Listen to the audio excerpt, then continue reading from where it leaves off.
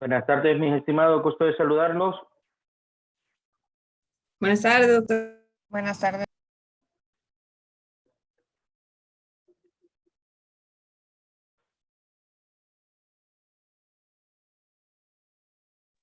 Buenas tardes, doctor.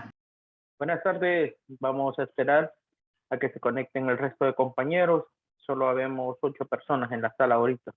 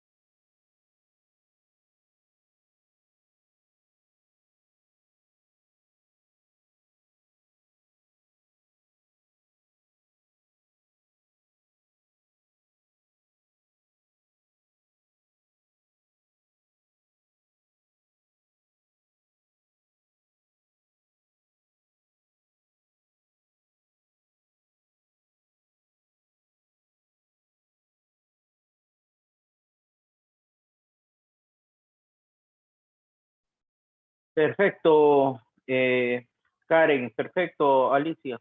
Estoy leyendo el chat, lo que me colocan, está bien.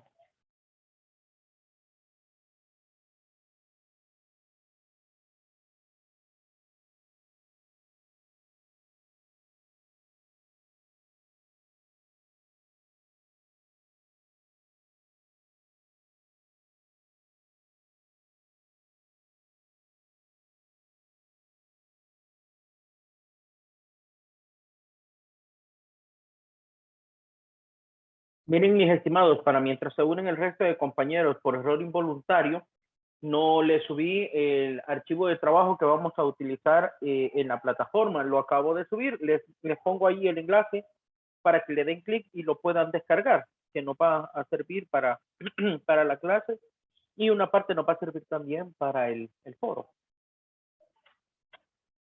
Y solo por cultura general, ¿alguien sabe cómo puedo adjuntar un archivo acá? ¿A dónde, Doc? Acá en este, desde Zoom, si les puedo adjuntar un archivo o no se puede. Quiero ver, quiero ver. Porque aquí en el chat, que debería de ser el lugar, no hay cómo. Creo que solo enlace, Doc. No sé si alguien sabe. Solo Ya, enlace, ¿verdad? chévere. Si no, descarguen este enlace de la plataforma, que ahí está nuestro archivo de trabajo de este día.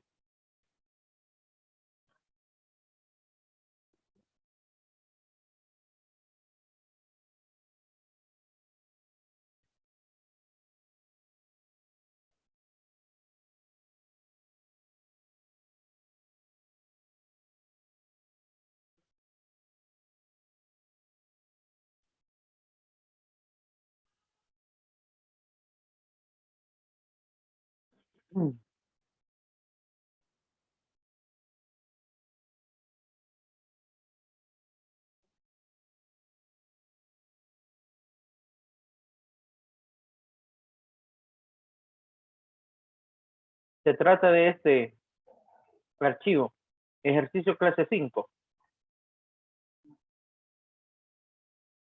que corresponde a una hoja de cálculo de Excel que vamos a utilizar.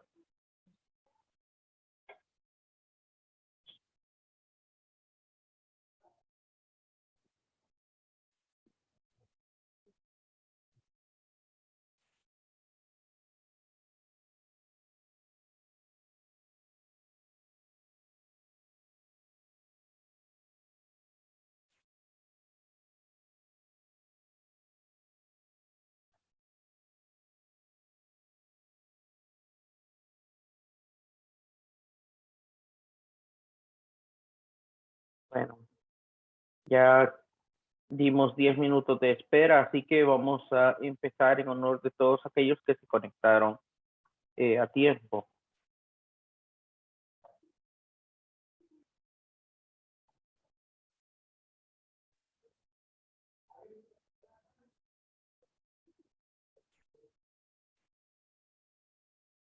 Solamente me confirma si están recibiendo la imagen de la presentación. Sí, doctor. Sí, doctor, lo estamos viendo. Perfecto, muchas gracias.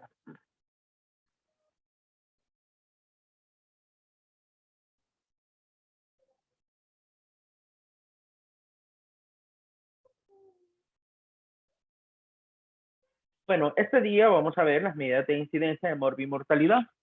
Y esto es un análisis de las razones, las proporciones y las tasas. Nuestros contenidos van a ser analizar las frecuencias, las proporciones, las razones y las tasas. Déjenme decirles que este es probablemente una de las clases más importantes en términos de epidemiología que podemos llegar a tener. Porque en muchas ocasiones no entendemos muy bien cuál es la diferencia entre una razón y una proporción. A veces nos cuesta diferenciar algunas frecuencias de las tasas y vamos a hacer algo que no hemos hecho en años anteriores, que es la estandarización. Les voy a enseñar primero a construir tasas y luego hacer una estandarización directa y una estandarización indirecta.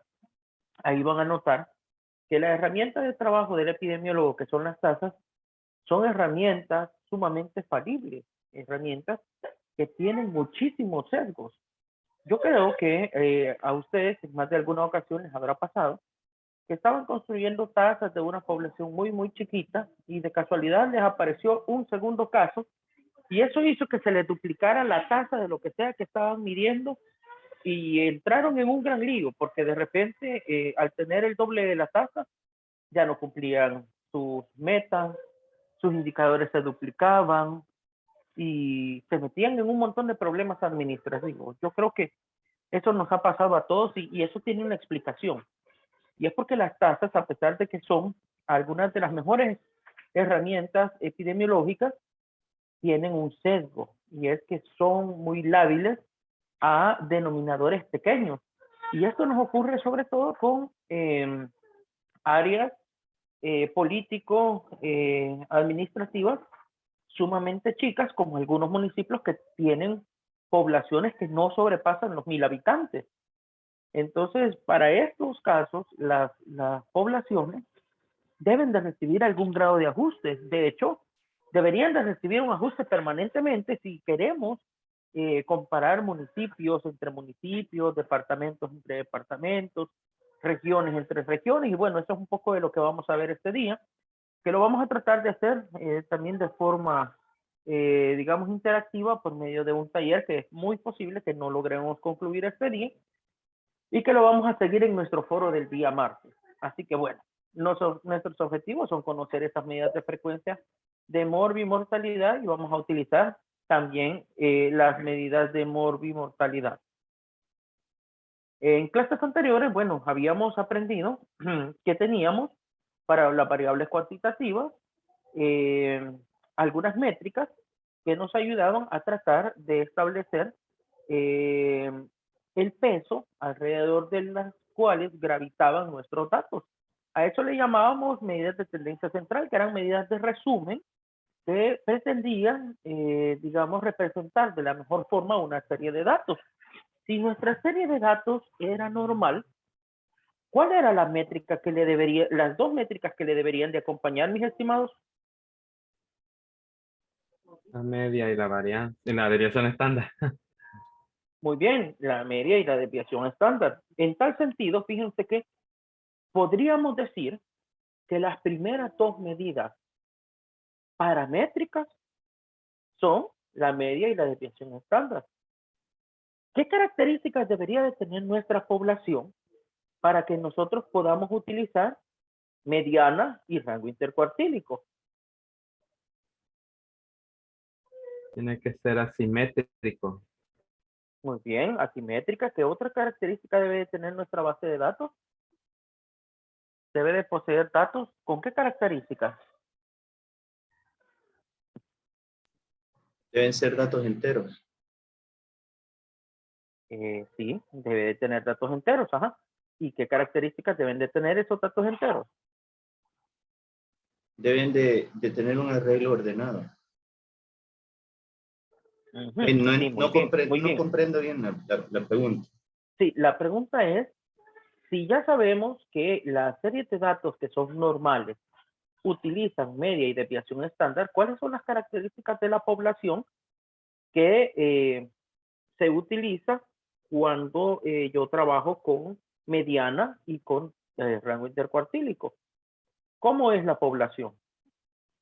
Doctor, no es aquellas que tienen valores extremos, por eso se utilizan esos Muy datos de bien, mediana. exacto. Son datos enteros con valores extremos. ¿Qué más? ¿Los datos son homogéneos? No tienden a la normalidad. Muy bien, no tienden a la normalidad, no son homogéneos, altamente dispersos. Tenemos concentración posiblemente de ellos en un extremo y eso da lugar a que este tipo de poblaciones, de acuerdo a su forma, presentan sesgos en su, ¿cómo se llama? En su forma. ¿Cuáles son los otros sesgos que pueden tener en cuanto a su forma una población que no es normal? Sesgo de selección. No, me refiero a los sesgos visuales, a las medidas de forma.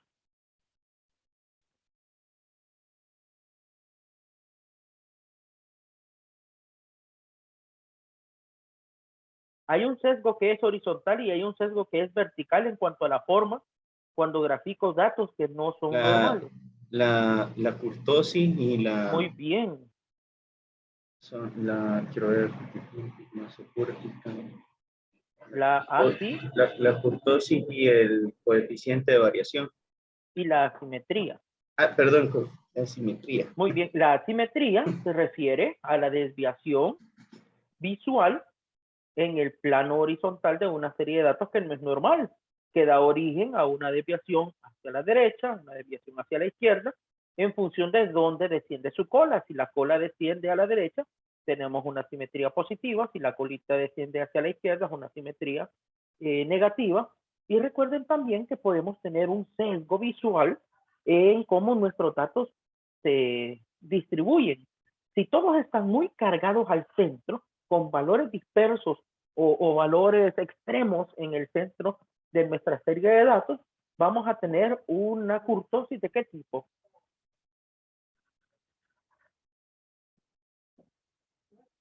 ¿Cómo fue? Repite, no le escuché. Mesocúrtica, doctor. Al contrario, la que parece punta de lápiz. Platicúrtica. Es leptocúrtica. Muy bien, leptocúrtica. Y la que es chata como nuestro amigo Mastín, Es Meso. platicúrtica. Platicúrtica. platicúrtica. Platicúrtica. Exactamente. Recuerden que el sesgo horizontal tiene que ver con la simetría hacia la derecha o hacia la izquierda, cómo se cargan nuestros datos.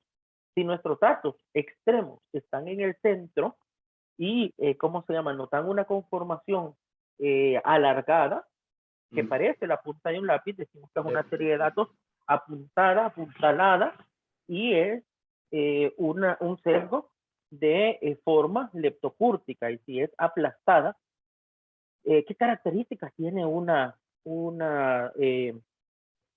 ¿cómo se llama? Una desviación visual, ¿cómo se llama? Platicúrtica. Visualmente, ¿cómo se mira? La curva es, como usted dice, chata. Aplastadas, de arriba para abajo. ¿Y qué pasa con las orillas? Son No, prolongadas no hacia estoy los proyectando, extremos. David, no estoy proyectando. Son prolongadas hacia los extremos en ambas Muy colas. bien, son prolongadas y no descienden tan rápido como una curva normal. Les cuesta más descender de lo que descendería una curva de distribución normal. Así que bueno, todo lo que acabamos de hablar aplica para las variables de tipo cuantitativas. En este momento estamos por entrar al análisis de las variables de tipo cualitativo, que son las razones, las proporciones y las tasas. Entonces, continuando, la primera de nuestras medidas se llama la medida absoluta o los números absolutos. Esto es un poco polémico. Hay algunos autores que consideran que los números simples, comunes, llanos y silvestres no son una medida, ¿cómo se llama?, de morbimortalidad. Sin embargo, hay otros autores que reconocen que hay ocasiones en las que usted no puede contar nada más que un número absoluto. No hay para dónde, los casos son tan pocos, la incidencia es tan baja, el procedimiento por medio del cual usted los obtiene es tan extraordinario que no hay ninguna forma en que usted pueda obtener una métrica que vaya más allá de los números absolutos. ¿A alguno de ustedes en alguna ocasión le ha tocado hacer, por ejemplo, un marco de desempeño de alguna cooperación internacional en la cual les haya tocado cuantificar número de reuniones? ¿O en el trabajo administrativo propio de los servicios de salud, a alguien alguna vez le ha tocado cuantificar como indicador un número de reuniones?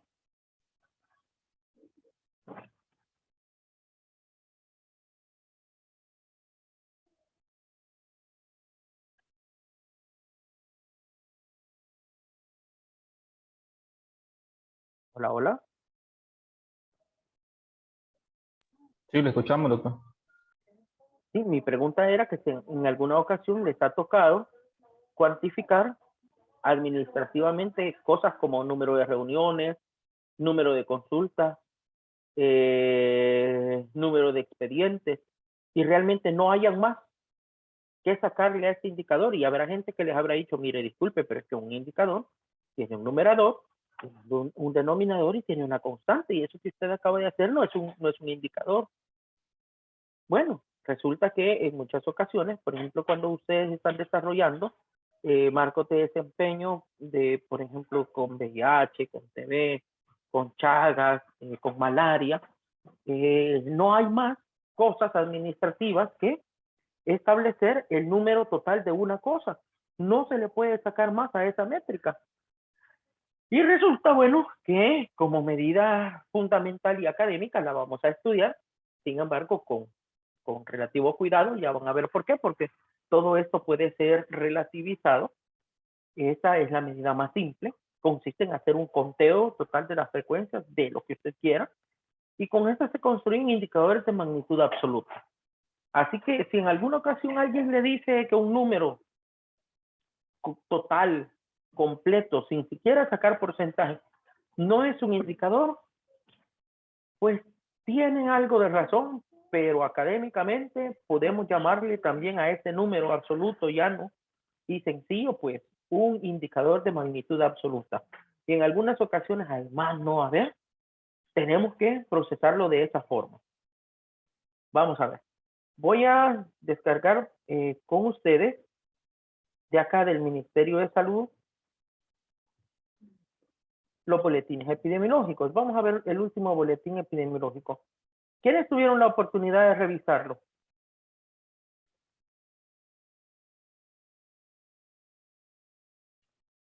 ¿Nadie? Bueno, me voy a referir a esta parte en particular. Acá. En la sección de dengue tenemos el número de casos sospechosos, probables, confirmados con y sin signos de alarma, confirmados de dengue grave, confirmados totales, hospitalizaciones y fallecidos. Esto es un acumulado de todo lo que va en el año 2021, un acumulado de todo lo que va en el año 2022 y la diferencia que hay entre ellos en números absolutos. Pero lo que quería mostrarles es esto que está acá. En esta tabla se da cuenta de los casos probables y confirmados de dengue por grupos de edad. Resulta, bueno, estos tienen algún grado de atraso. Un caso probable, como ustedes saben bien, es aquel que tiene una sospecha más una IgM positiva.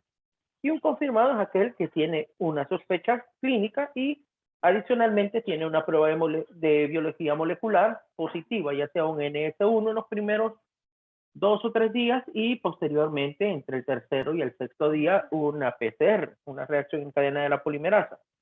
Entonces, veamos, este boletín es hasta la semana 9, o sea que una semana previa se habían contabilizado los datos por PCR, que es muchísimo más rápido, hasta la semana 8. O sea, estos datos de confirmación tienen una semana de atraso, mientras que los probables, dado que es una metodología un poquito más lenta, tienen 15 días de atraso. Por eso es que van a ver que los datos de probable están un poquito más atrasados que los de confirmados.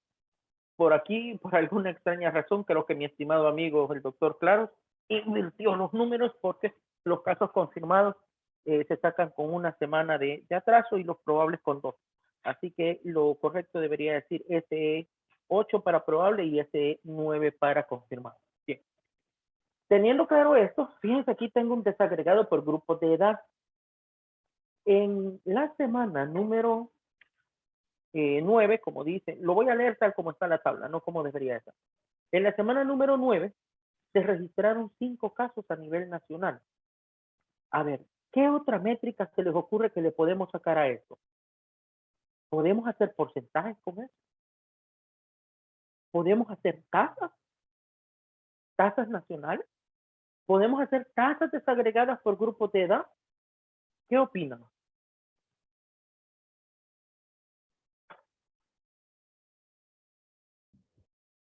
Estructuralmente, bueno, me hace falta un detallito de la población, por ejemplo, si quiero construir una tasa.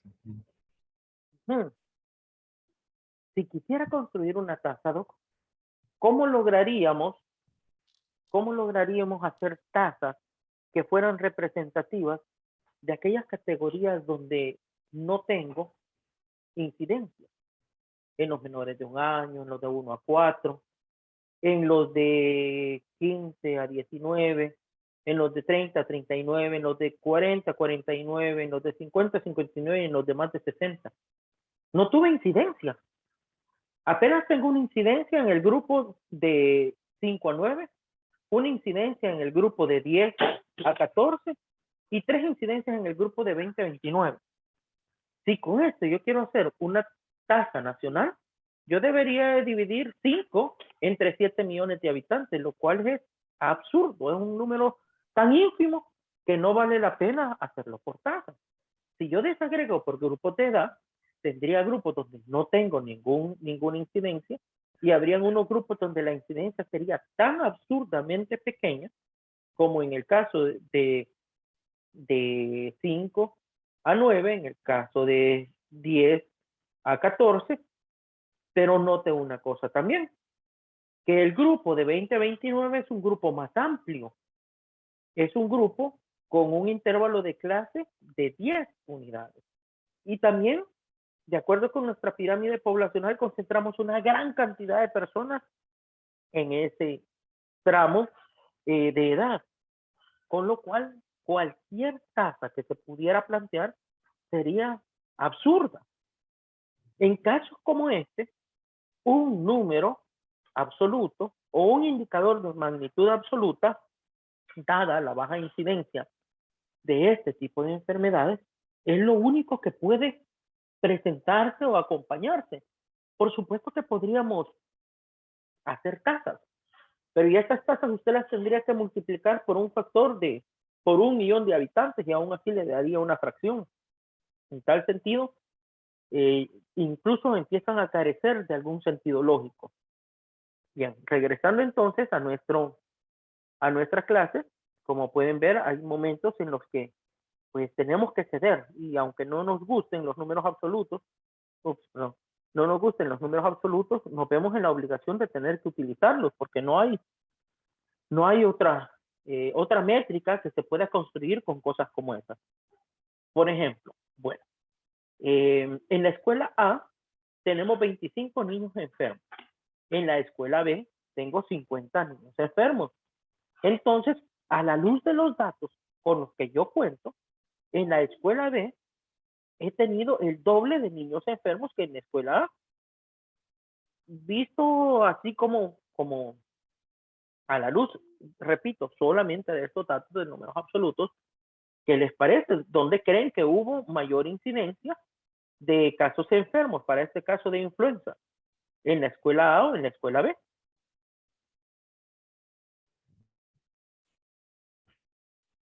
La escuela B. Una- Muy bien.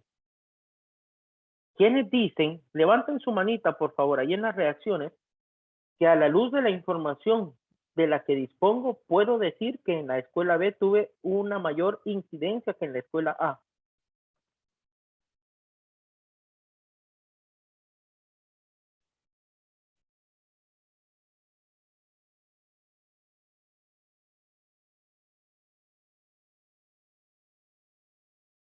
Ok, mis estimados, veo que hay 4 personas y déjenme decirles que se fueron en la de Choto. ¿Qué es la incidencia? Ah,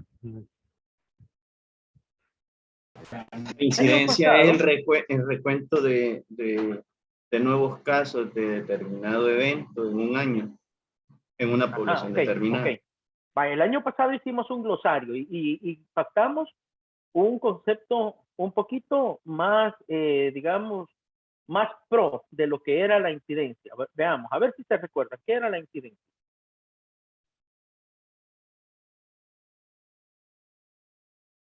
¿Se recuerdan que les decía que se trata de una medida de velocidad? La incidencia es una medida de velocidad porque en el numerador tiene a los enfermos y en el denominador tiene a los expuestos y mide por periodo de tiempo la velocidad con la que los expuestos pasan a volverse enfermos. Entonces usted estudia la incidencia para un periodo de tiempo, para una población expuesta y sabe que al finalizar ese periodo de observación, que puede ser de un día, una semana, un mes, un año, si usted quiere hacer acumulada la tasa de incidencia, tantas personas de las expuestas resultaron enfermas.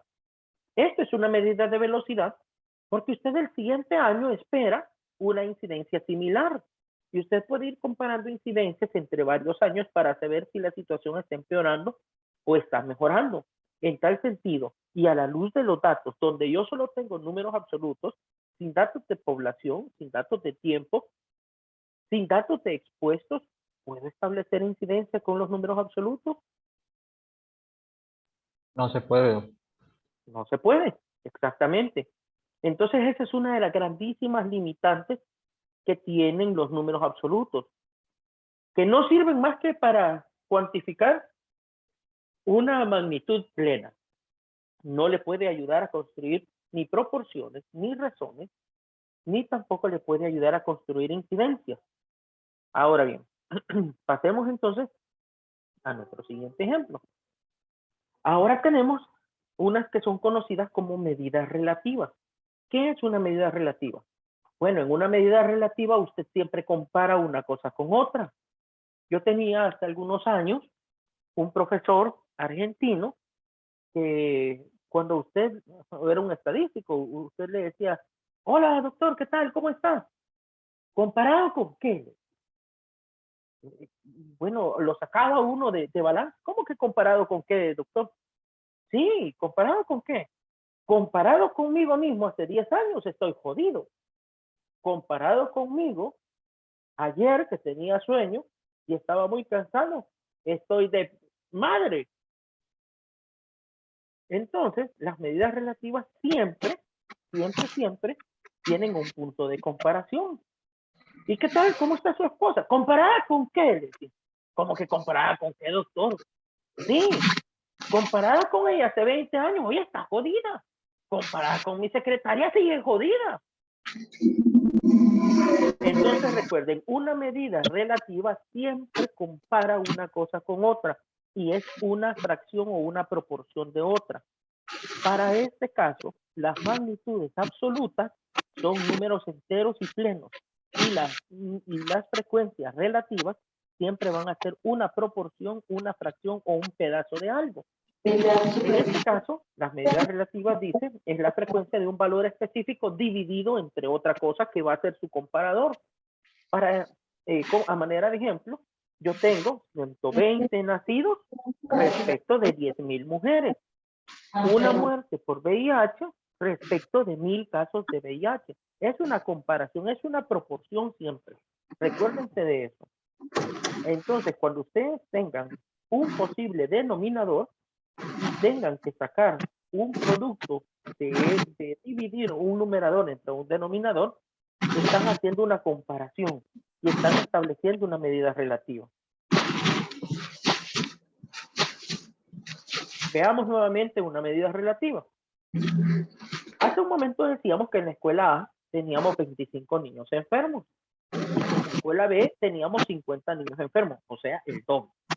Pero ahora, como medida relativa, estos 25 niños enfermos están en una escuela donde solo hay 100 niños. Y los 50 enfermos de la escuela B están en una escuela que tiene 1.000 niños. ¿Cuál de los dos les parece entonces ahora que sea el que está más afectado?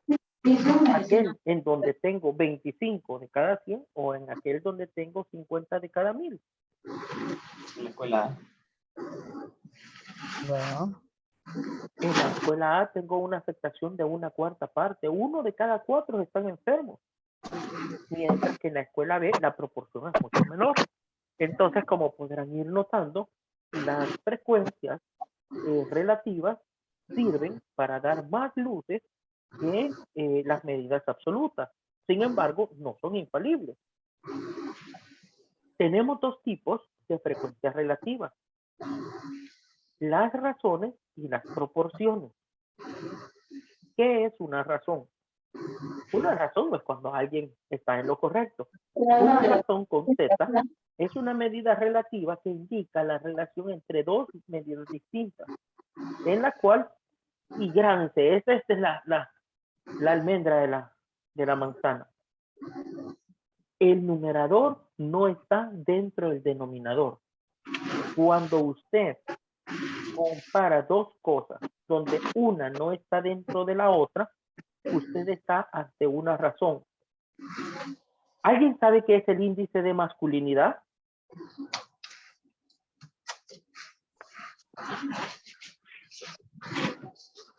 Creo que es la razón de hombres sobre mujeres.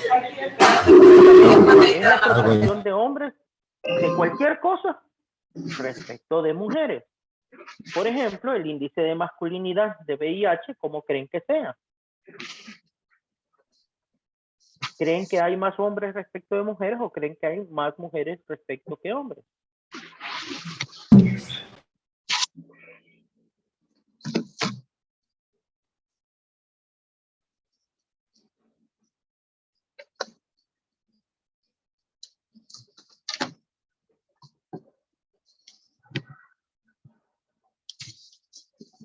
Hola. Más hombres con respecto de mujeres. Miren, una razón se puede graficar de dos maneras. Una razón puede graficarse así, por ejemplo, en el caso de los hombres, respecto de las mujeres, se puede graficar como 10, 2 puntos. Ustedes se van a imaginar que estos son puntos. Ay, me disculpan porque no tengo lápiz óptico, pero les prometo que dentro de poco voy a comprar uno para no estar con esta chambonada. Esta es una forma de representar una razón. 10 hombres por cada mujer, índice de masculinidad. Pero ustedes también pueden representarlo haciendo una división.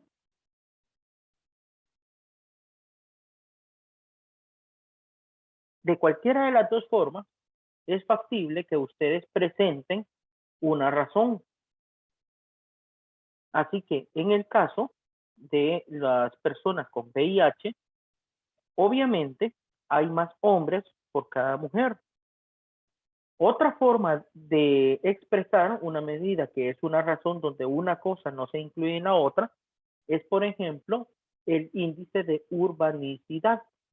No lo confundan con urbanidad, porque urbanidad son las buenas costumbres, la buena moral, la buena educación, la buena forma de tratar al prójimo, pero la urbanicidad es la proporción de superficie construida de un área respecto de la superficie no construida.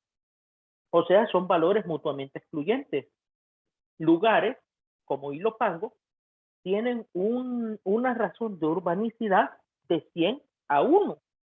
Eso significa que el 100% de la superficie está construida y virtualmente ya no le quedan espacios donde no hayan colocado o no hayamos colocado una plancha de cemento. Por eso es que es uno de los municipios con mayores problemas de captación de agua, porque sus mantos freáticos pues no son capaces de reponerse durante el invierno, porque todo el agua corre en una superficie que está construida y va a dar al río Las Cañas. Otro ejemplo de razón es, por ejemplo, la tasa de mortalidad materna. ¿Alguien me puede decir cómo se construye la tasa de mortalidad materna?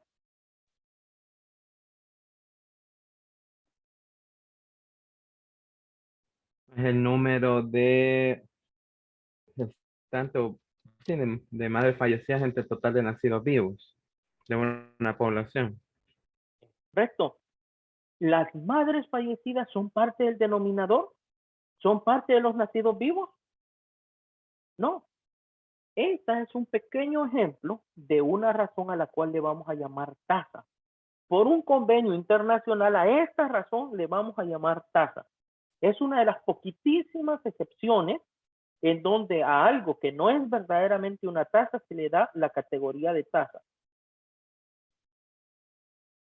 Bien, continuemos entonces. Pero ¿por qué es una tasa y se le da esa categoría y no de una proporción? No, es que no es una tasa.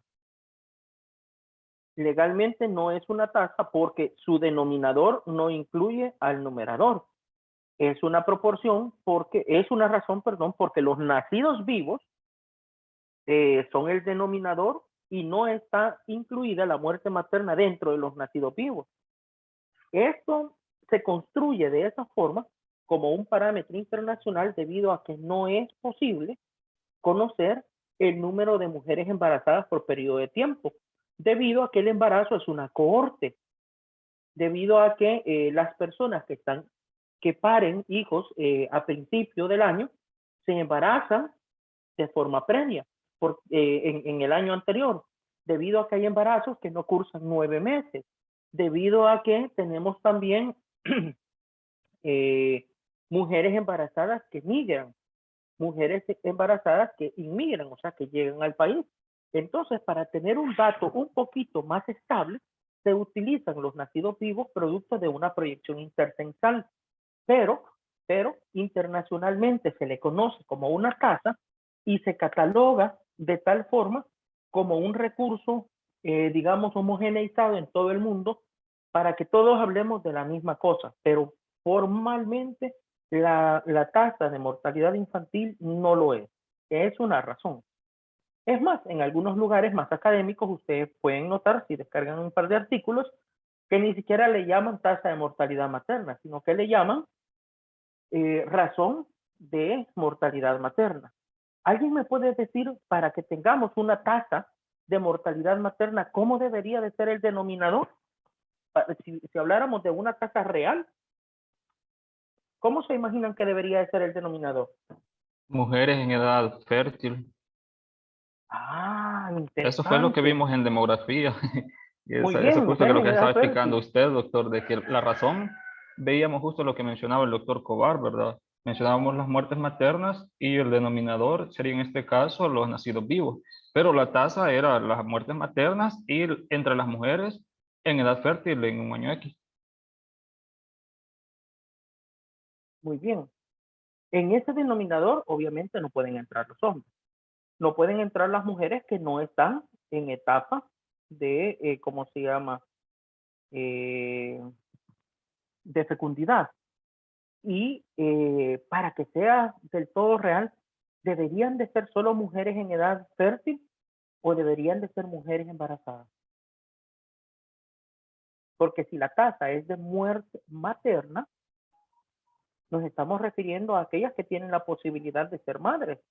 ¿Una mujer no embarazada tiene posibilidad de ser madre?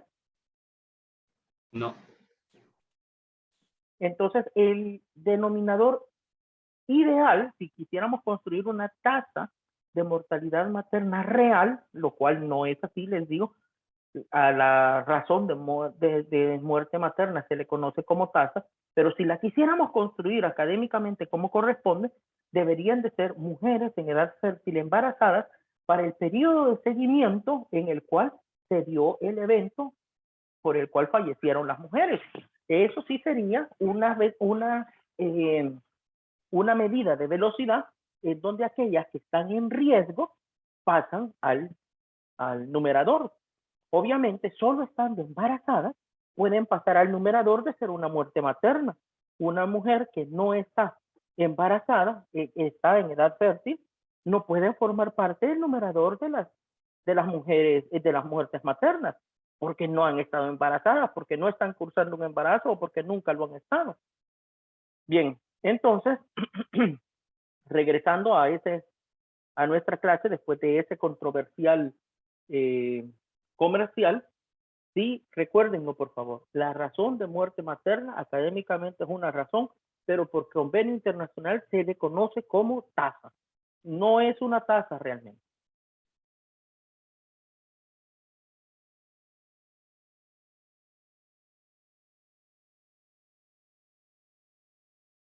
Bien, acá tenemos algunos ejemplos. Miren, la razón de feminidad o masculinidad. Bueno, algunos grupos, sobre todo de las minorías étnicas y sexuales, reclaman su derecho a no llamar a esto índice de masculinidad, sino un índice de feminidad. Así que ya sea que usted lo invierta de tantos hombres respecto de mujeres o tantas mujeres respecto de hombres, estamos hablando de una razón en la cual, pues, numerador y denominador no se contienen uno al otro. Tenemos, bueno, aquí está la razón de muerte materna, no me acordaba que lo había puesto. Conocida como tasa de muerte materna, ¿verdad? Pero, doctor, ¿qué no se le llamó índice de masculinidad siempre? Porque desde épocas arcaicas, eran los hombres los que eran enviados a la guerra y que los feudos eran, tenían como en los esbozos de censos de su población, hacían cuántos hombres tenían en disponibilidad para formar parte del ejército. Sí, sí, es correcto. Se conoció como índice de masculinidad durante mucho tiempo. Por eso es que les mencionaba que recientemente los grupos de las minorías sexuales y sobre todo aquellas que están en la defensa de la igualdad y equidad de género están solicitando que este índice que se conocía como masculinidad sea también empleado al revés. Un índice de feminidad es exactamente lo mismo que un índice de masculinidad, solo que leído al revés.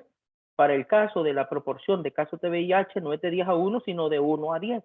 Es una cuestión de semántica, pero recuerden que en esto, pues ustedes saben que muchos de nuestros documentos técnicos jurídicos ahora pues están placados de as y de os al final y con las nuevas corrientes, algunos ya hasta con ¿verdad? Con el lenguaje inclusivo. Así que es importante que lo tengan en consideración, ya sea que utilicen un índice de masculinidad o un índice de feminidad, estamos hablando de lo mismo, porque en ninguno de los dos el numerador está contenido en el denominador.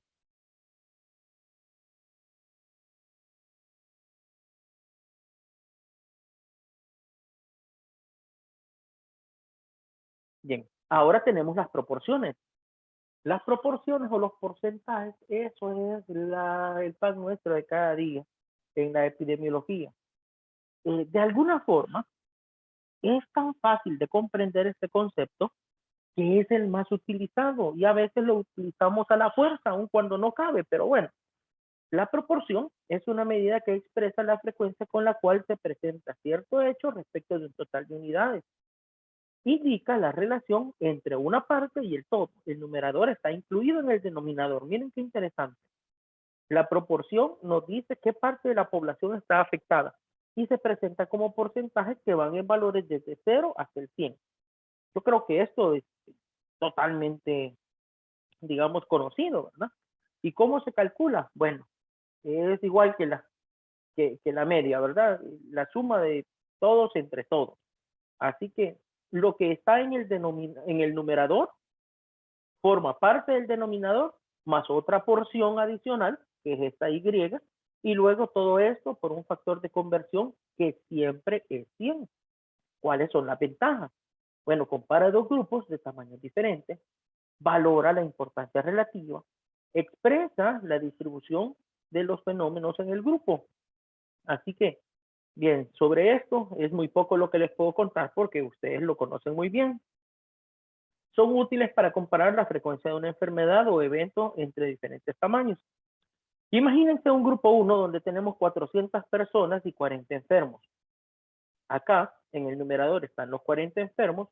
En el denominador están también los 40 enfermos más 360 personas sanas. Luego, esto lo multiplico por un factor de 100 y obtengo que de esta proporción de personas enfermos y sanos, un 10% están enfermos. Imagínense el mismo caso para el grupo número 2, donde tengo 600 personas y 30 de ellas están enfermas. En el numerador tengo 30 y en el denominador estarán estos 30 enfermos más 570 sanos. Esto, multiplicado por 100, me da una proporción de 5% de enfermos. Ahora, quiero hacerles una consulta. ¿Qué opinan ustedes del uso de los porcentajes cuando tengo menos de 100 unidades? Por ejemplo, cuando yo digo que tengo el 10% de 50 personas, ¿qué opinan eso? ¿Les parece académicamente correcto?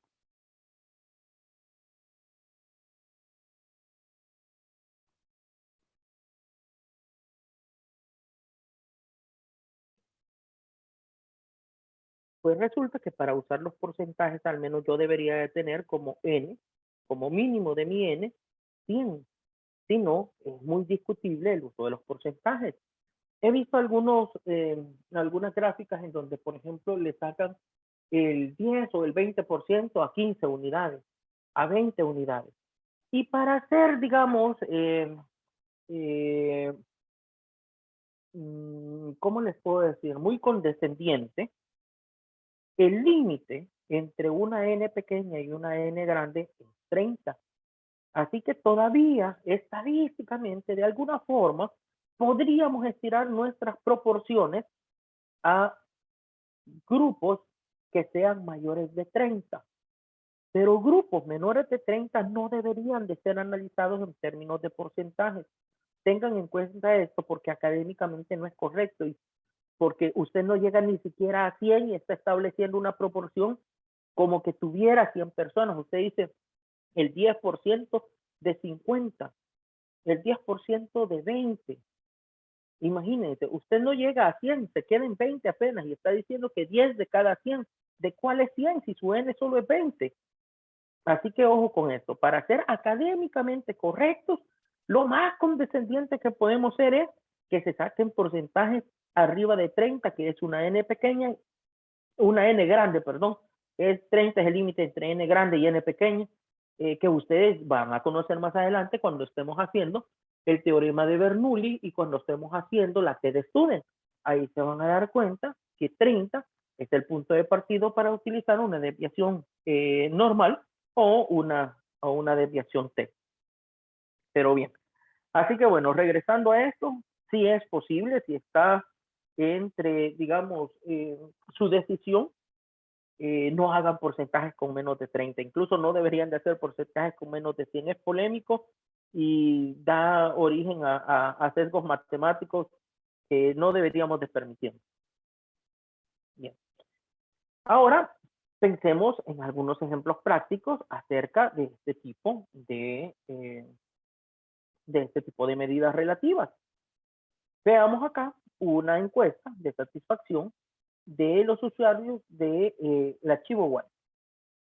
Acá tenemos como columna talón el nivel de satisfacción en categorías de muy satisfecho, moderadamente insatisfecho, muy insatisfecho, moderadamente insatisfecho, indiferente, satisfecho y muy satisfecho.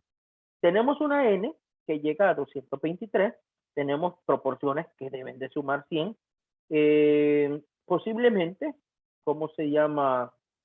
Estos números hayan sido, digamos, redondeados. Como les decía, en algunas ocasiones es mejor utilizarlos redondeados sin decimales, pero bueno, la lógica es que no pase del 100%. Y tenemos una frecuencia acumulada. Acá podemos ver, por ejemplo, que en calidad de muy insatisfecho, tenemos 12% de los encuestados, moderadamente insatisfecho, 13%, 30% le resulta indiferente, 38% están satisfechos y 7% están muy satisfechos. Las proporciones tienen una propiedad adicional y es que usted puede sumar las proporciones y a eso se le llama frecuencia acumulada y de eso hicieron un ejercicio en su primera tarea que era no evaluada. Se recuerdan que hicieron grupos con intervalos de clase de 4 personas y luego hicieron una tablita de frecuencias y luego hicieron una frecuencia acumulada. Y es porque las proporciones tienen esa propiedad, usted puede sumarlas. Y gracias a eso usted puede decir lo siguiente, imagínense. El primero vale 12%, pero 12 más 13 es 25%. 25 más 30 es igual a 55 y así sucesivamente.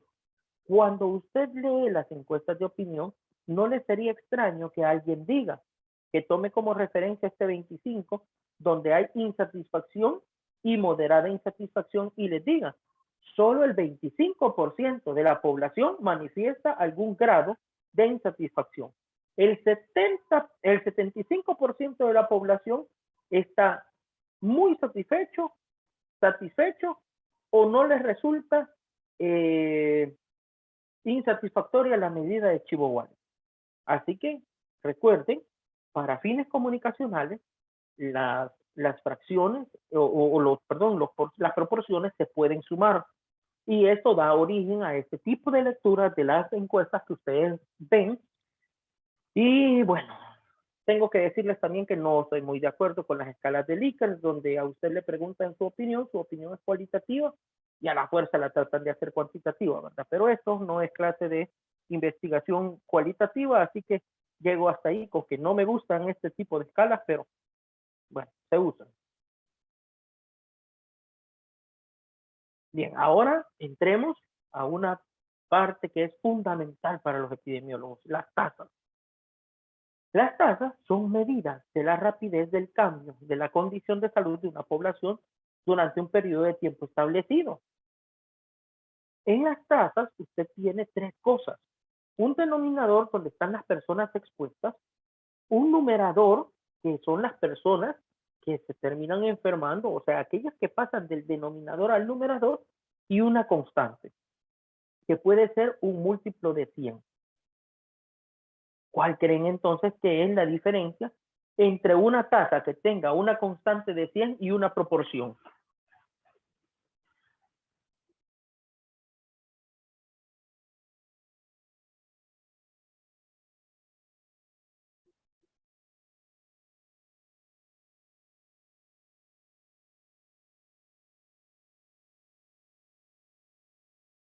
Las proporciones se leen respecto del 100%. Y una tasa que tenga una constante de 100 también se leerá tantos enfermos por cada 100. ¿Cuál creen que sea la diferencia?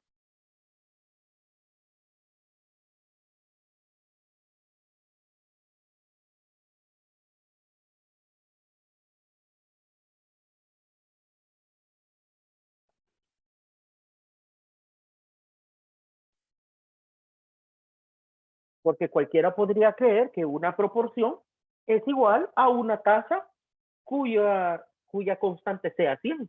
No, no, no es lo mismo. Es diferente, doctor, porque Dele, profe, dele, cuéntenos, ¿por qué es diferente?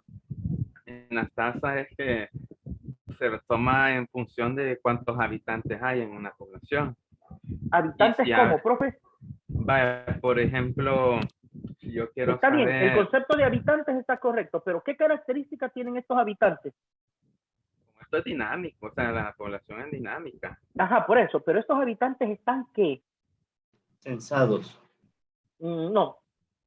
Para pasar al numerador donde están los enfermos, ¿qué tienen que tener esta población del denominador? Estar expuestos. Exactamente, exactamente. Cuando ustedes vean una tasa por 100 habitantes, piensen que están hablando sí de una proporción, pero estamos hablando de habitantes expuestos. En cambio, una proporción vulgar, silvestre, común, puede ser de llantas, puede ser de carros, puede ser de zapatos, puede ser de ropa, pero no es de habitantes expuestos.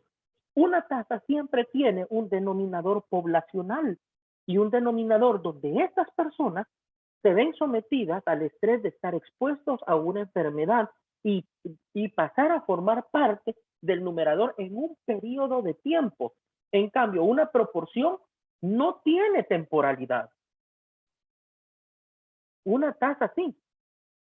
Por eso es que una tasa, digo, no siempre la va a construir en función de 100. Lo usual es que las tasas las haga por 1000, por 100,000, por 1,000,000 de habitantes.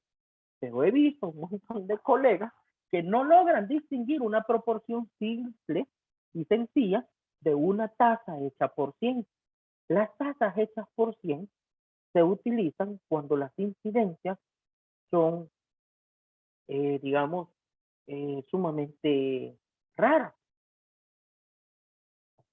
Entonces, no tiene sentido hacer una tasa por 1000, ni por 10,000, ni por 100,000, ni por 1,000,000. Así que, excelente, profesor Cobar, y excelente, profesor Martínez. Así es. Se trata de el denominador. El denominador es de tipo poblacional y esa población está expuesta. Veamos acá. Calculemos una tasa. La tasa de VIH avanzado en San Juan Opico La Libertad para el año 2020. Tenemos 185 casos con VIH avanzado y 15,000 personas que son VIH positivas. Entonces, las expuestas a desarrollar el VIH avanzado son estas 15,000 personas. Tarde o temprano llegarán a ese punto. Sin embargo, aquellas que a lo largo del año 2020 pasaron de simplemente ser casos de VIH positivos a desarrollar la condición de VIH avanzado, antes llamado SIDA, son 185. Esto es para una localidad, para un periodo determinado. Así que esas son digamos, las características que hacen que una tasa no sea un porcentaje, aun cuando usted utiliza una constancia de 100. Ahora, la tasa usted le puede poner la constante que a usted le dé la gana, y ya les he dicho en otras ocasiones, la constante solo sirve para que usted obtenga números enteros. Usted puede tener una tasa de 0.0123 por cada 1000 habitantes. Y esto posiblemente le diga poco. Perdón, aquí cometí un error. Voy a corregirlo antes de continuar.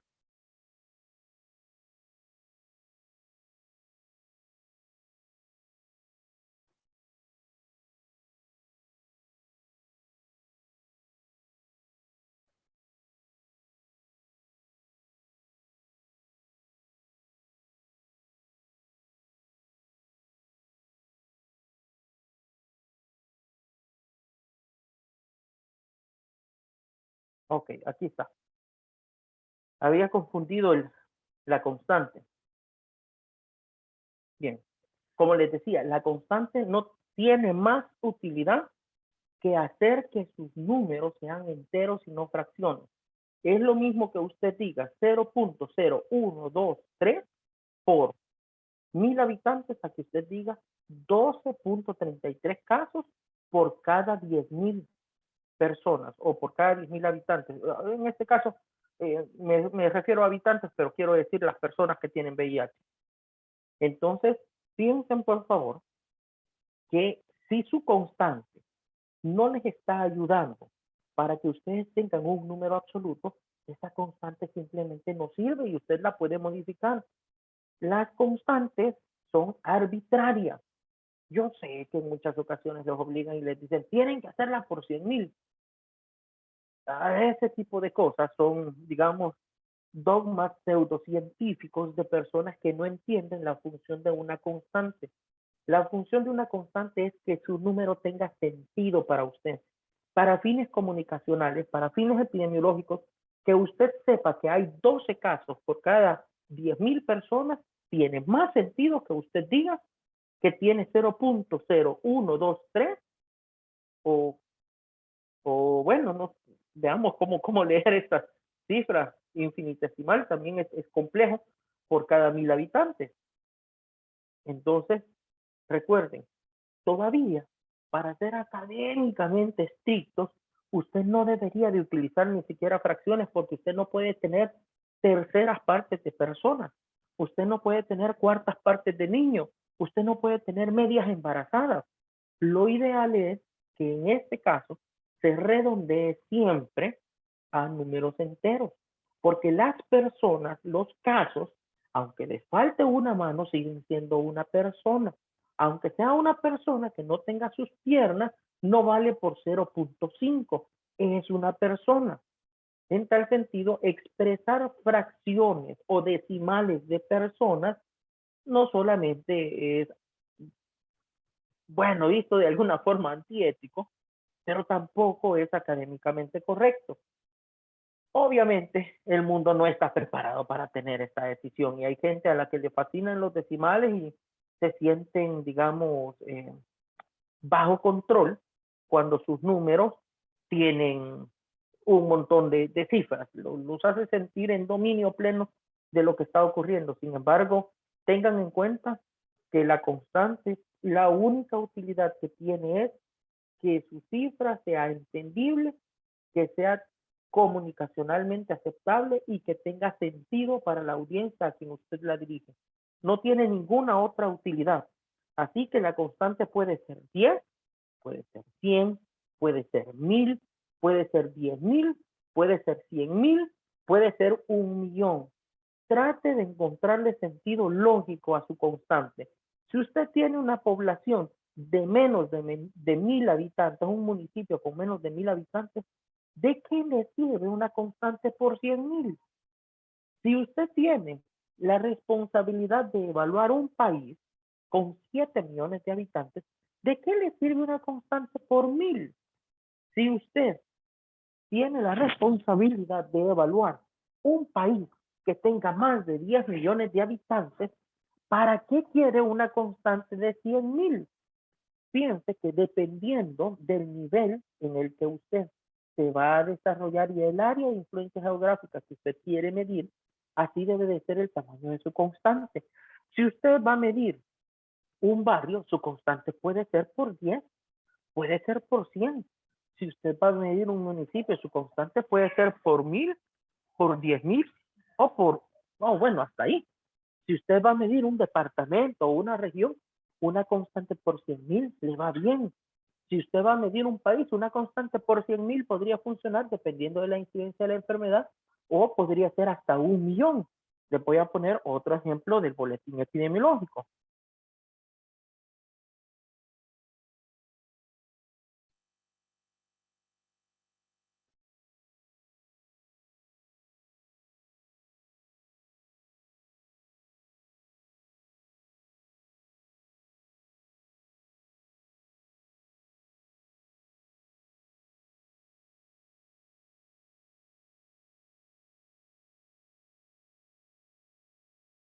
Bueno, en este momento estas son las de mayor incidencia.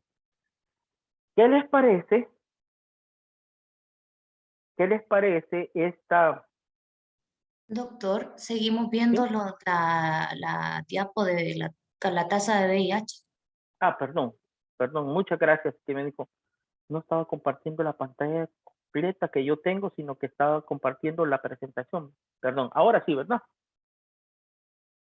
Bien, el boletín epidemiológico tiene una parte que se llama situación epidemiológica de infecciones respiratorias. Miren lo que dice aquí, comparando la tasa de la semana 9 del año 2022 con la del mismo periodo del año 2021, se evidencia una diferencia de tasas de 3.600, esta es la diferencia, de 3.624 casos por cada 100.000 habitantes. Pero miren de qué orden son las magnitudes que se están manejando acá. ¿Les parece que podría haber una constante que nos ayude a entender mejor esta tasa? ¿Qué dicen? Ahorita la tasa se lee 6.071 casos por cada 100.000 habitantes.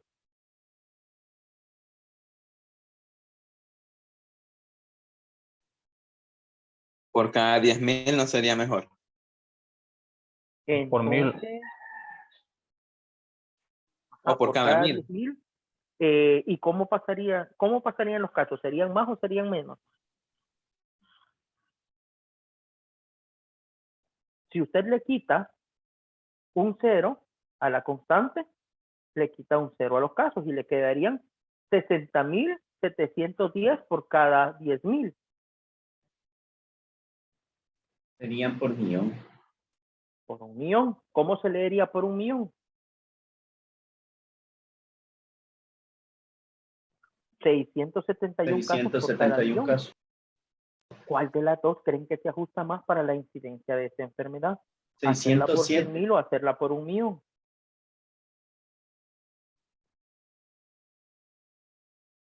¿Les ayuda en algo saber que son 6.071 por cada 100.000? ¿O se les facilita más para fines, digamos, de comparación, decir que tienen 671 por cada millón? Ah, no, 607 son, perdón. 607 por cada millón. Ajá. ¿Cuál de las dos les parece que es más entendible? La segunda, 607 casos por 100.000. 1.000.000 de Sí. habitantes. La segunda, Sí. a mí también me lo parece y siempre se lo he dicho a mi querido amigo que hace esta parte, pero ya ven que está enquistado en la mente de muchas personas que la constante en realidad es como se llama, no es arbitraria, sino que está estandarizada, salvo un par de constantes como la de la mortalidad materna y la de la mortalidad infantil. Todas las demás constantes son arbitrarias. Así que es importante que ustedes conozcan esto, porque pueden terminar siendo epidemiólogos graduados y seguir cometiendo el mismo sesgo. Así que recuérdenlo. Y si alguien les dice cómo se llama, es que lo tiene que hacer por 100,000 porque yo mando. Bueno, si de verdad tiene el poder para mandarlo y hacerlo, pues usted hágasela por 100,000, pero sepa que esa persona no sabe lo que está hablando, porque casos hay para empedrar todo San Salvador, ¿verdad? De personas que pues a veces dan una indicación y no tienen idea ni siquiera de por qué están dando esa indicación. Bien. Entonces, la tasa no solamente es una medida de frecuencia de la enfermedad o un evento de la población, sino es una medida de riesgo, una medida de la velocidad o del riesgo en que se encuentra una población para pasar de estar expuestos siendo sanos a volverse enfermos. Y bueno, ahorita entramos a la parte del ajuste directo e indirecto. Es muy posible que no logremos terminar esto este día, pero bueno, vamos a empezar por lo menos con una parte de este taller. Quiero ver, voy a montar esto. Y abramos todos, por favor, el cuadro número 1. En el cuadro número 1, yo los invito a que me hagan el favor de construir una taza. Y de hecho les estoy diciendo, háganme el favor, tengan la caridad conmigo de hacer una taza por 100,000 habitantes. Su numerador van a ser el número de casos de varones de Los Ángeles, California. Su denominador va a ser la población de la ciudad de Los Ángeles, California. Y, ¿cómo se llama? Vamos a comparar la proporción, la tasa de varones en, ¿cómo se llama? En México y de la población que tiene la ciudad del DF de México. Veamos. Así que, bueno, les voy a ceder por un momentito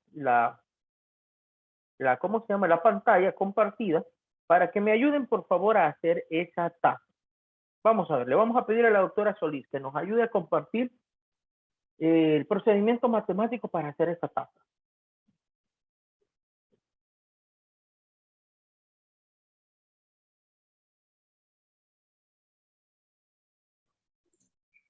Sin fórmula, sino que la... Bueno, con fórmula, hágala con fórmula.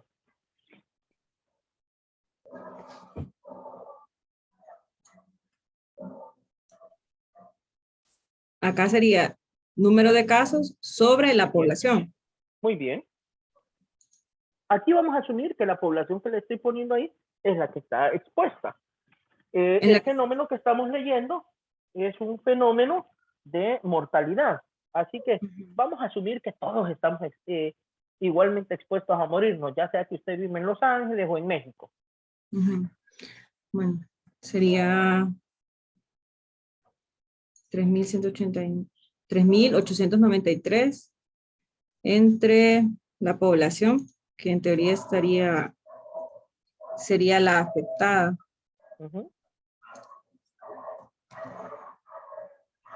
Y es por 100,000, ¿verdad? Sí. Muy bien, como pueden ver, abajo también se genera una celda que ya estaba programada para que pudiera darnos en duplicado ese dato, que ya vamos a ver más adelante para qué lo vamos a utilizar. Nos ayuda de un solo con la población de varones de México, por favor. Ok. Siempre sería el número de casos. El número de fallecidos, aparentemente acá, porque es una tasa cruda de mortalidad. En una tasa cruda de mortalidad, pues entran todos los que se murieron, entre todos los que estaban expuestos a morirse. Y como asumimos que, por ejemplo, si el fenómeno se tratara de una lesión de causa externa, todos tenemos las mismas probabilidades de estar en riesgo, ya sea porque nos caemos de nuestra altura, nos tropezamos, nos caemos del carro, nos pueden atropellar, etcétera. En tal sentido, se utiliza la población completa del DF. Ok. Entonces sería siempre 100,000. 45.3. Bueno, aparentemente tenemos una incidencia un poco mayor en el DF respecto que en Los Ángeles, California. Bueno, hemos concluido con eso el primer cuadro. Vámonos al cuadro número 2. Vamos a... ¿Sigo compartiendo yo? No, ahora le voy a pedir a otro compañero que nos apoye.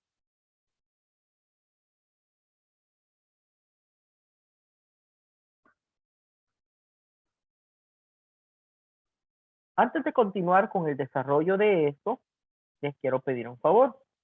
Vamos a hacer de cuenta y caso que por el momento no existen otras columnas y solamente nos vamos a centrar en el número de casos, los números absolutos. Imaginémonos que lo único que tenemos son magnitudes absolutas. Así que vamos a ver. Le vamos a pedir a Gracia María, que nos haga el favor de leernos de los varones de Los Ángeles, California, cuál es el grupo de casos que tiene mayor número de casos, que tiene un número absoluto mayor, que tiene el indicador absoluto más grande entre todos los grupos de edad, y que me haga el favor también de teorizarme posibles causas de eso.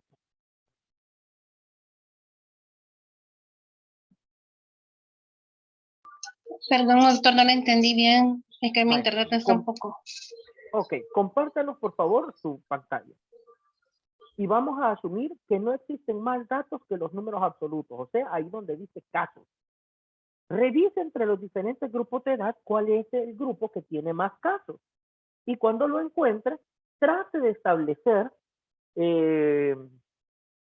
digamos, justificaciones de por qué ese es el grupo que tiene más casos.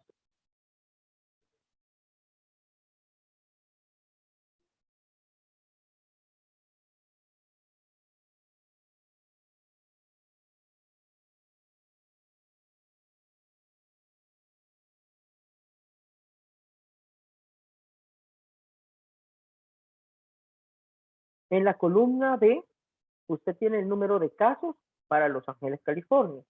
Y en la columna H, usted tiene el número de casos para el DF. Hágame el favor de seleccionar en la columna B, ¿cuál es el grupo de edad que más casos tiene? De momento, no mire la población, solo trate de concentrarse en el número absoluto de casos. Perfecto. Haga lo mismo para los varones del DF de México. Bien. Ahora imagínese que yo la contraté a usted como una consultora y usted me tiene que dar a mí causas por las cuales este grupo concentra el mayor número de casos de personas que fallecieron tanto en Los Ángeles como en México. Trate de teorizar, invente ahorita causas por las cuales cree que el grupo de 25 a 34 años de edad es el grupo que tiene mayor magnitud absoluta en ambas poblaciones, tanto en Los Ángeles como en México.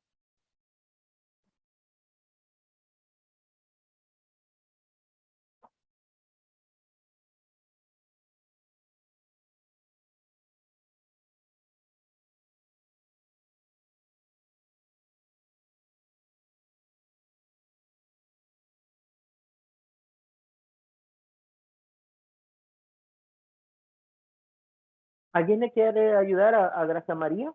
¿Pamela? Causas nos está preguntando, ¿verdad? Ajá.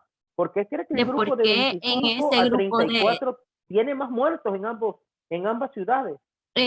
podría ser por, no sé, accidente de motos, por andar conduciendo en estado de ebriedad, Muy no sé, bien. pienso. Es así el ejemplo, ¿verdad? Sí, es así exactamente. Usted es una consultora internacional, trate de convencerme. Supóngase que por este momento voy a ocupar las funciones del jefe, del doctor Alaví, y usted me trata de convencer a mí por qué estos dos grupos tienen el mayor número de frecuencia absoluta en ambas poblaciones. Por accidentes de motos, por accidentes de tránsito, ¿por qué más será? Por alguna sobredosis de droga. Ah, muy bien, porque se drogan, profesor Mijango, por ahí vi que sí, no podríamos generalizarlo, doctor, tratándolo de convencer a usted de que me crea en mi consultoría por la edad y el tipo de actividades que los hombres realizan en esas edades. Ajá. En tanto actividad física, actividad recreativa, a la actividad inclusive de dopaje que tienen este tipo de hombres. Nos sentimos en esta- indestructibles en esa época de la vida, ¿verdad? los Superman en ese momento. Muy bien. Ahora, una consulta. ¿A ustedes les parece serio el ejemplo de tratar de teorizar qué es lo que pasa en una población con números absolutos? No, porque es especular. Pues déjenme decirles que esto es más común de lo que ustedes creen. Vayan y busquen el mapa de embarazo en adolescentes de El Salvador que publicó el PNUD hace 2 años. Tuve un tremendo pleito con ellos, porque les decía que hacer ese mapa por números absolutos era absurdo, que no iba a dar ninguna utilidad. Les proponía que hiciéramos, ustedes al final del taller, que vamos a terminar el sábado, van a terminar concluyendo cuál es la medida más robusta. Si las tasas estandarizadas, por números, de forma directa o de forma indirecta, o si los números absolutos. Pero bueno, terriblemente, y eso ocurre y sigue ocurriendo, este mapa se fue con los números absolutos. Y yo les quiero hacer una consulta a ustedes. ¿Necesitan un mapa para saber que donde hay un montón de gente voy a tener mayor incidencia de muertos o de enfermos? Francamente no. Usted no necesita un mapa para que sepa que lo que sea que esté midiendo siempre le va a salir peor en Santa Ana, en San Salvador, en Santa Tecla y en San Miguel, que es donde concentramos cerca del 60% de la población.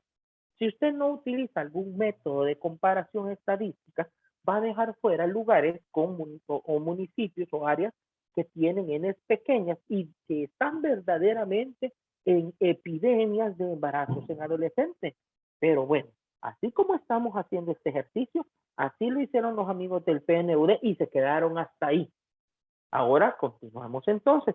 Le voy a pedir al doctor Mario Martínez que me haga la infinita caridad de en la siguiente tabla calcular, en la siguiente, ¿cómo se llama? Columna, calcular el porcentaje de la población.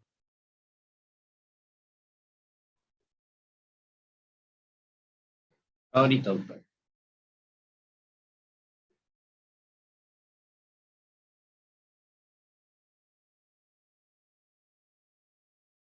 ¿Ven la pantalla? Sí, la vemos. Vale. Doctora Gracia había marcado estos números absolutos. Muy bien. Entonces ahora solicita que calcule el porcentaje de la población total. Correcto.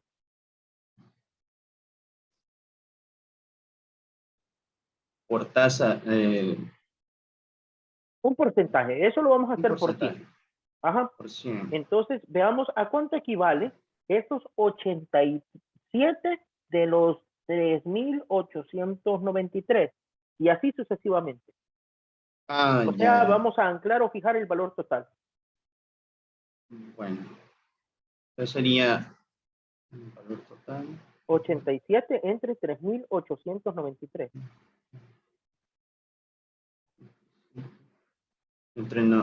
Que no es 953,000. No, profe, esa sería una tasa. Ahorita vamos a sacar solo el porcentaje. Bueno, sería eso.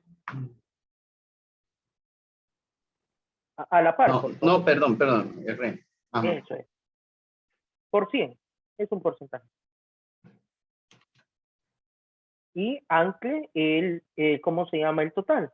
Porque ese total va a ser útil para todos. F4 o signo de dólar antes y después de la B. Ya está. Muy bien. Hágame el favorazo, después de que haya hecho esto, de reducir sus decimales y de ayudarnos a dejar solamente 2 decimales. Perfecto. Ahora arrastre esto hacia abajo. Ok. Si usted ve en la parte inferior derecha de su pantalla, la suma es 100, ¿verdad? La suma de todo esto, sus frecuencias acumuladas da 100. Así que está bien el procedimiento. Ayúdeme también para los varones de México.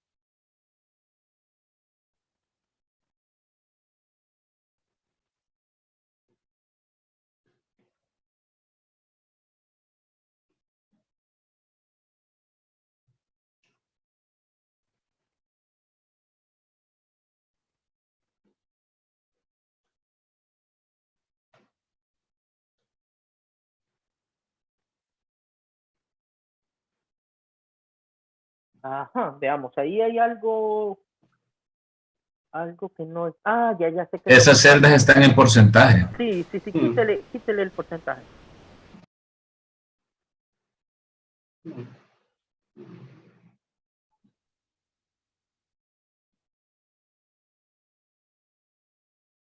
O deje de multiplicarlo por 100, que lo mismo le va a dar. Perfecto. Dele para abajo.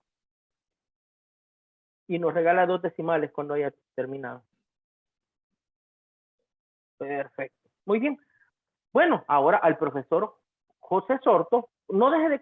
No. Déjenos Ahorita. la pantalla todavía un ratito, profesor Martínez. Ahorita. Ahora, al estimadísimo doctor José, licenciado Sorto, le vamos a suplicar que nos ayude a seleccionar cuáles son los porcentajes más altos en los varones de Los Ángeles y en los varones de México. Comparto. Si usted lo hizo junto con el doctor Martínez, dele. Si no, utilice la pantalla de él y solo nos dice dónde. La primera sí la hice. Sí la hice, la otra iba a empezarlo. Bueno, si quiere, dele entonces y compártanos su pantalla. Voy a hacerlo. Está bien. Creo que está.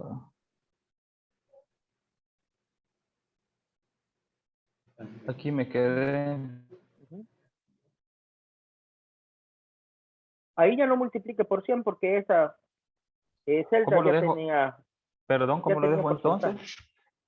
Quítele el 100. Ya no lo multiplique por 100 porque esa celda ya dice porcentaje. Y si no, cambie ¿cómo se llama? La configuración de la celda y déjela como normal, ¿verdad? Aquí solo fijo, pues, ¿verdad? Prácticamente es lo mismo.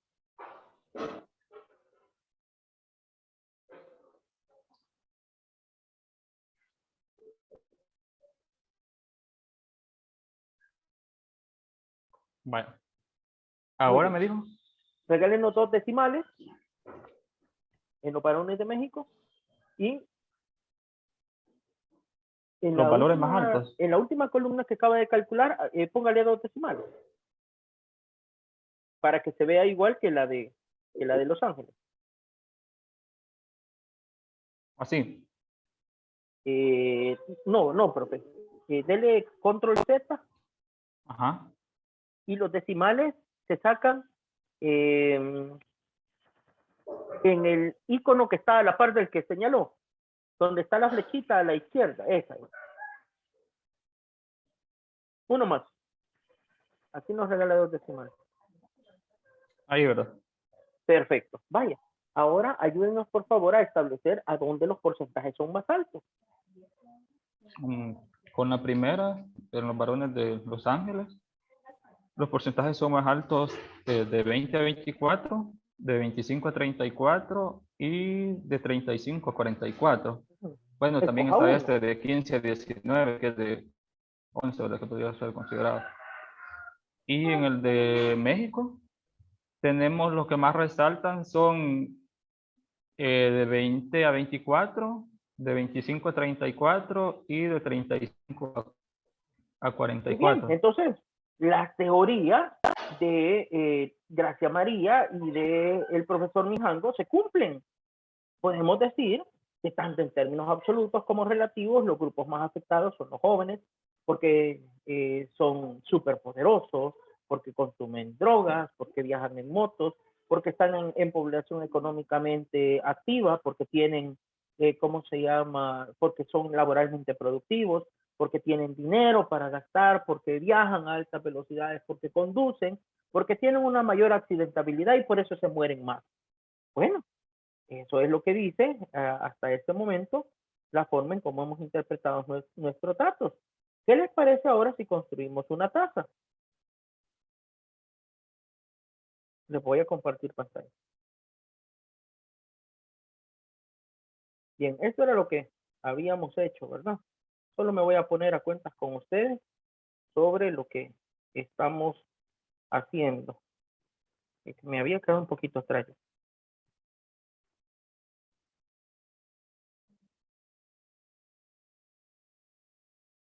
Qué lío con estos teclados. De verdad que como extraño los teclados viejitos donde era más fácil utilizar,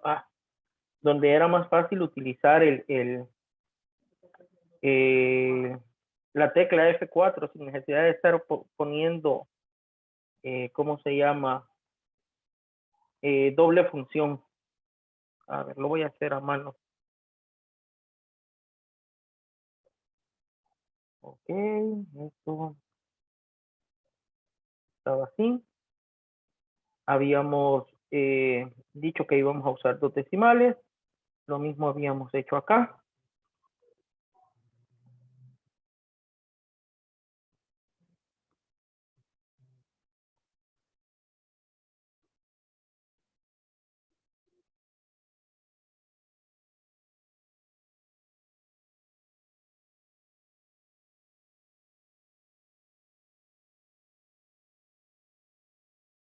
Bien. Y habíamos concluido que estos son los grupos que proporcionalmente tienen mayor accidentabilidad. Vamos a seleccionar un par más por acá, que son, digamos, los que acabamos de identificar. Hagamos entonces ahora una tasa. Pongámosle un peso poblacional a esto que hemos visto. Tomemos el número de casos, dividámoslo entre nuestra población, esto entre paréntesis para que podamos utilizar adecuadamente nuestra constante.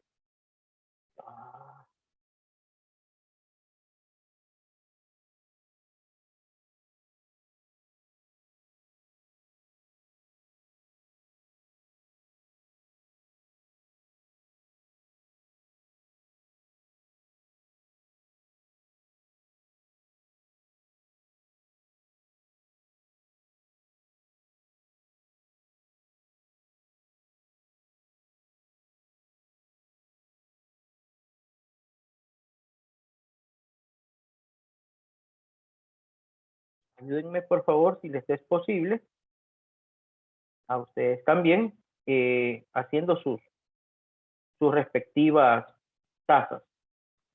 Bien, ahora que ya tenemos construidas nuestras tasas, ¿alguien me puede ayudar a decirme a dónde consideran que están los grupos más afectados?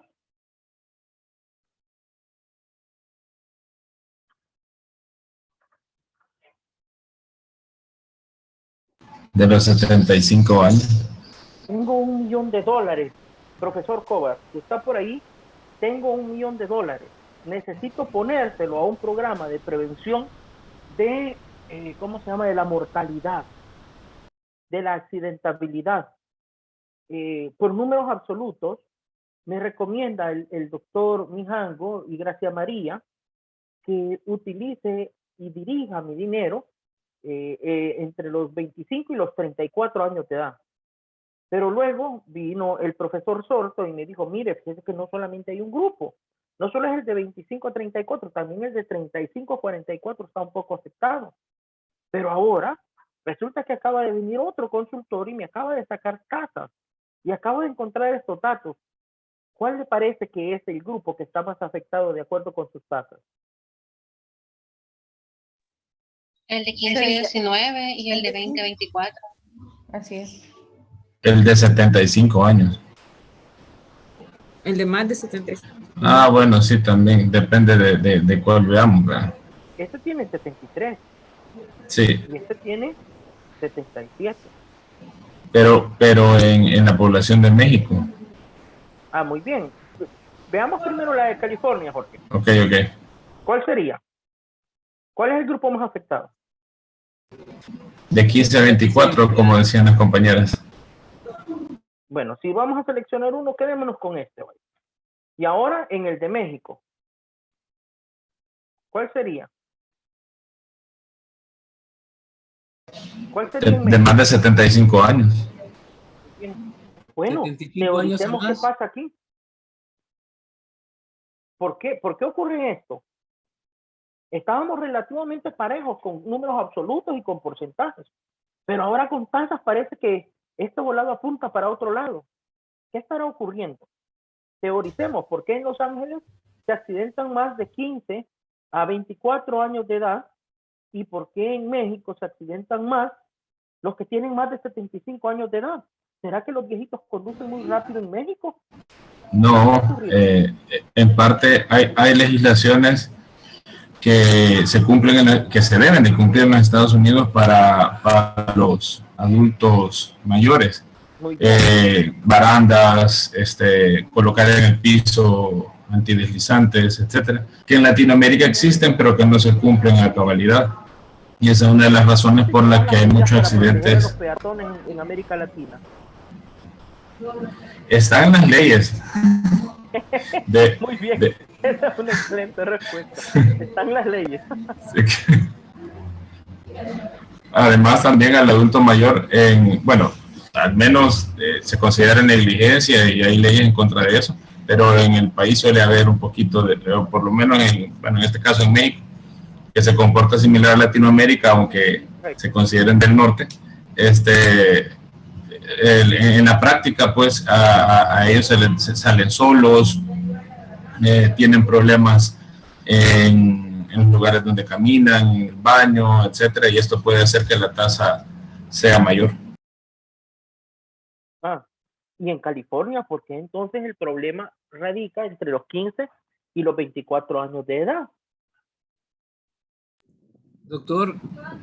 Adelante. Doctor, pueden ser ahí dos factores que están involucrados en esto, de las tasas, Doc.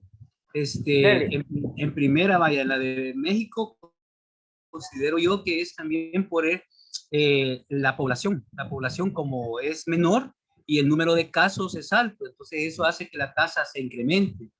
Y en cuanto o sea que no es un problema real, sino que es un problema de denominador, profe. Exactamente, es por la población que está presentándose. Si ustedes se fijan, es de las más pequeñas que se tienen y los casos sí son altos. Bueno, son mayores que de los categorías. Analicemos un poquito la población, profesor Mijango.